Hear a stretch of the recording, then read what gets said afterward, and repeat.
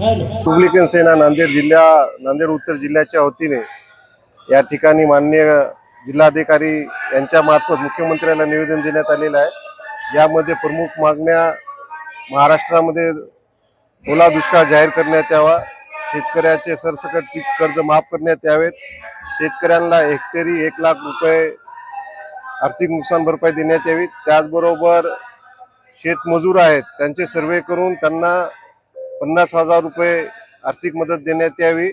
आणि या महानगरपालिकेचे सहाय्यक आयुक्त गिरीश कदम यांनी मोठ्या प्रमाणामध्ये भ्रष्टाचार करून गुंठेवारीमध्ये नियमाला डावलून अनेक लोकांना गुंठेवारी दिलेली आहे, त्यांच्यावर निलंबनाची कारवाई करण्यात यावी, त्यांची विभागीय चौकशी करण्यात यावी अशी मागणी माननीय जिल्हाधिकारी यांच्या मार्फत मुख्यमंत्र्याला आम्ही या ठिकाणी केलेली आहे।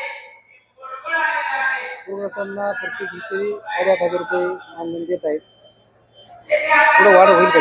रिपब्लिकन सेनेचे सरसेनानी आनंदराज आंबेडकर साहेबांनी आपली भूमिका स्पष्ट केलेली आहे। सरसेनानी आनंदराज साहेबांनी हेक्टरी 1 लाख रुपयाची मागणी केलेली आहे शासनाकडे। ही मागणी मान्य न झाल्यास रिपब्लिकन सेना नांदेड जिल्ह्याच्या वतीने उग्र पद्धतीचे आंदोलन करण्यात येईल। या ठिकाणी कायदा सुव्यवस्थेचा प्रश्न निर्माण झाल्यास त्याला शासन जबाबदार राहील।